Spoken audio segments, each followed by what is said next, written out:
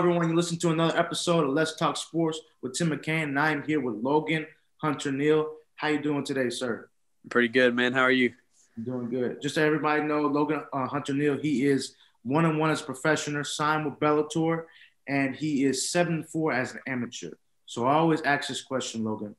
When did your love for the fight game begin? Oh, man. Ever since I was a kid, man, I can remember just like watching these little like martial arts movies and stuff. And I always loved it. My mom put me in karate when I was young. And, you know, I didn't really take it that serious, but I've always had a love for fighting or martial arts. And then, man, I was probably 12, 13, maybe a little older. My granddad's neighbors did this stuff in their backyard, you know, and it was like I ended up going up there, man, and me and a bunch of buddies. Actually, one of my very good friends that I still train with to this day, he was back there too, you know, and we were just on the trampoline with boxing gloves, trying out stuff we'd watch on TV, you know. Shoot, I just love it all together, though, man. I've always loved fighting.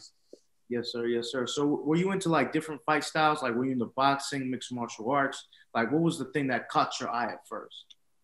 Man, really just – I guess I got started with jiu-jitsu first, but I always liked, you know, like the taekwondo style growing up. You know, I always thought that was cool. That was what like you seen on TV, more of the flashy stuff. And then as I grew in the sport, more Muay Thai and Brazilian jiu-jitsu.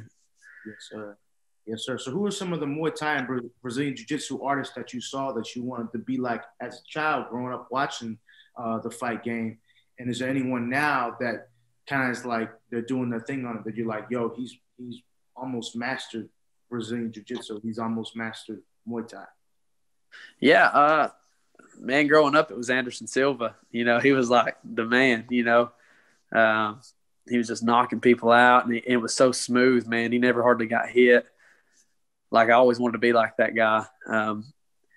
But nowadays, man, the style's different. Like, you don't really see as much. Like, you got like style bender and stuff. That's pretty cool. But like, martial arts are evolving so much every day. Like, you're constantly having to keep up with this new age stuff that's coming in.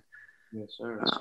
I don't really have a particular style that I love more than any right now. I just want to be a well-rounded fighter, I guess. And one guy I've been paying attention to a lot is like Bryson Mitchell. I like his style. And he's not like champion yet or nothing. It's just I like the way he mixes it up, man. He's very good.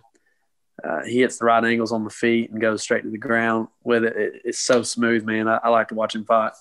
Yes, sir. Yes, sir. So your first amateur title event, what were some of the emotions that you went through in your mind, and what kept you motivated to continue to fight, or like, you know, that fight or flight type of feeling that you had before your title fight? What was that experience like in your first title fight? Well, it was actually supposed to be against Trevor Pete, man, and he's an animal. We're actually friends now. And, man, 2 weeks out, I think it was 2 weeks out, he broke his leg training. Wow. Yeah, it was crazy. And so we had to go with Neil Powell, and he was a short notice, tough guy, man. He doesn't have, like, the best record, but he had fought like people like Brock Weaver, who's now in the UFC, and, you know, tough guys. So he came out, and it was kind of a relief in a way too, you know, because we knew we had a dogfight with Trevor. It was going to be a brawl, you know. Yeah. So we got that one out of the way, and then I fought Cody Shelton to defend the title. Yeah. And that one was more nerve-wracking. You know what I mean? That was like, he's the man down here. Yeah, all these people are here to see him. Yeah. And we knew he was a wrestler, man, and he came in and he just took me down. Didn't really get to work a lot of stand-up. Kind of just relaxed, you know, in the first round, didn't panic. Second round, caught the triangle pretty early and finished him, man. And that was awesome, that feeling of overcoming that, you know.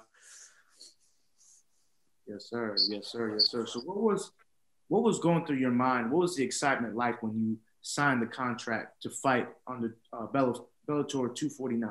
Man, it was insane. I was actually, you know, I had not trained in like 10 weeks. I was out of town working, and actually down in Alabama. And I was just working, man, on a job site. And I remember I was like drilling and tapping holes, man. And the promoter with Valor, Tim Loy, hit me up and he was like, we'd been talking about it, you know, the fight was kind of in the works. And he was like, hey, we got the fight. And I was like, oh crap. So I stand up and I'm like, I literally left the job site right then. I was like, hey man, I got to go. Deuces, you know, and rushed home, man. Cause it was on 8 days notice, you know, and got all these medicals done. Man, it was insane. Like 8 days notice, you know, not training. And we had, you can't say no to that, man. You know, like not many people get to fight on the stage like Bellator for their second professional fight. So I damn sure wasn't going to say no. So I feel you. So going into that 8 day process, like what was it like? The media coverage, the fan support, and just knowing that you're on this big platform like Bellator.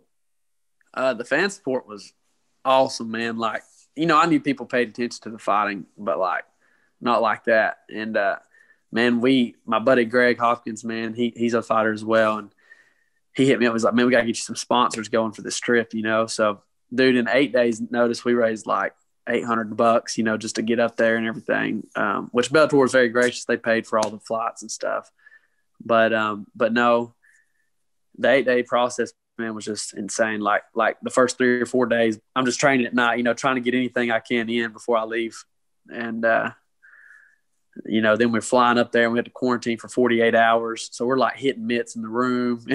You know, we actually had a guy come knock on the door and he was like, man, it sounds like, are y'all hitting something in here? And we were like, yeah, we're trying to train for the big fight, you know. And he was like, y'all keep it down. We were like, no, we can't. We have to train. Exactly. But the 8 day process, man, was insane. It was just very rushed. But like I said, you can't say no when they call you.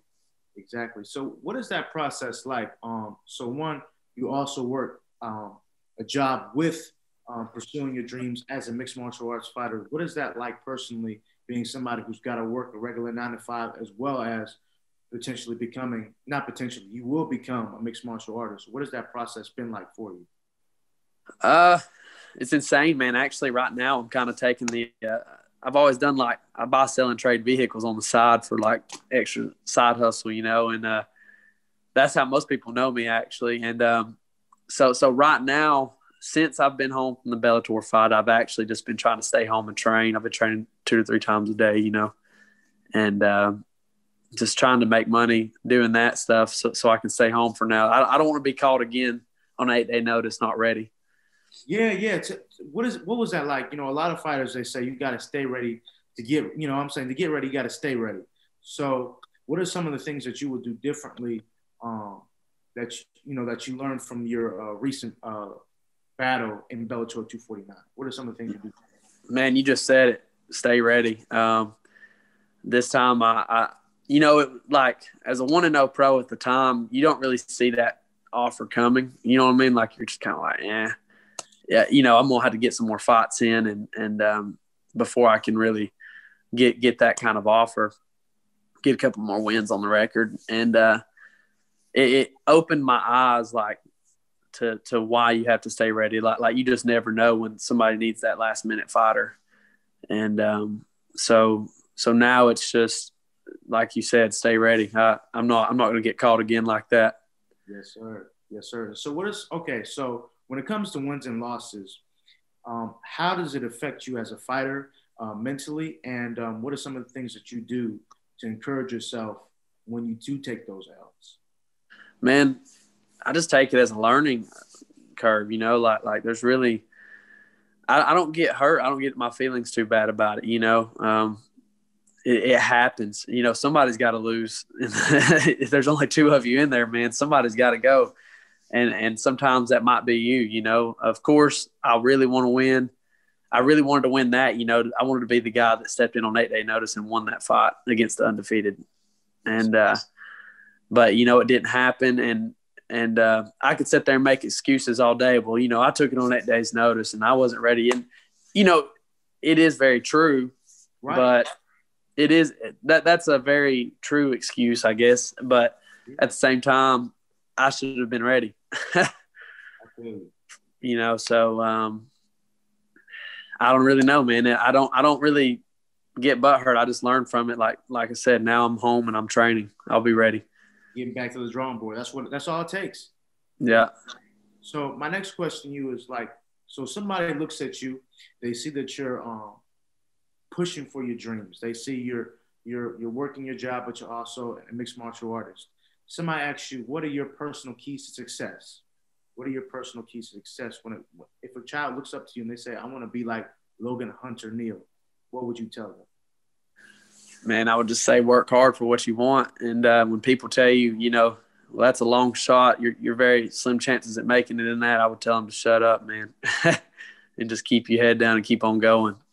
If it's something you want to do, fighting is very different too, man. It's not like I raced motocross for a long time, and that is a slim chance at making it. You got to have a lot of money to make it in that. And I was never that level, I just had fun doing it. But fighting is one of those things. If you put in the work and you do what you're supposed to do, man, and you truly believe in yourself, you can make it.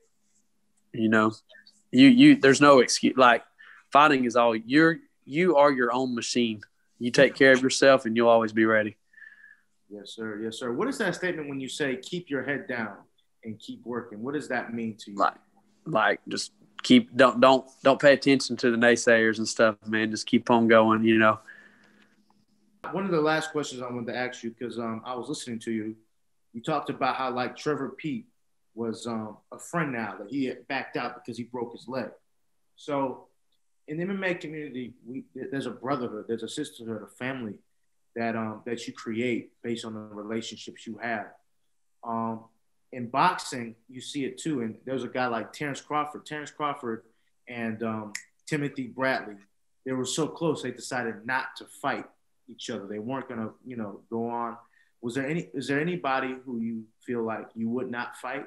Or do you feel like at the end of the day, we can be friends, but we got to still go all out at it? We got to go at each other. Yeah, man. I mean, actually, tons of people were always like, man, we got to see you and Trevor fight. We got to see you and Trevor fight, especially in his hometown, man. That he is a big deal in his hometown. He just made his professional debut. Some things went wrong in the fight and it ended with like a DQ, but it wasn't bad. He's actually getting that fight back, but like so many people have asked us if we would fight, and we're at the point where really we don't, not on the local card, if it came down to it to be like, the Dana White's Contender Series, or like we had to fight, to make it, like, of course we would, but would we just want to fight? No, not really. Not now. We're pretty close now. So as far as me and Trevor Pete go, like, I think that's the only way we would fight. And with anybody else, it would go the same way. Yes, sir. Like business is business at the end of the day. It's true.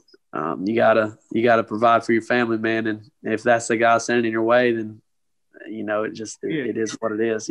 But no, me and him are cool. There's not even talks of us fighting.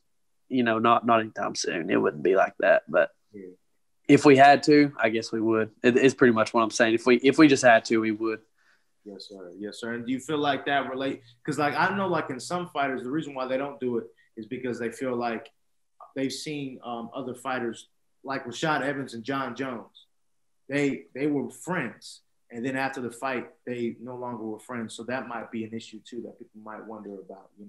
I think if it ends like that, where you ever really true friends in the long run, I think it should just, business is business, man. Like if you take him out, it just is what it is, man. It shouldn't affect. It'd be like coming in the jiu-jitsu gym and getting choked by your buddy. Like, you're still gonna be his buddy. You know what I mean? Like, who cares, dude? Like, in my opinion, yeah. Now, there are some people I feel like that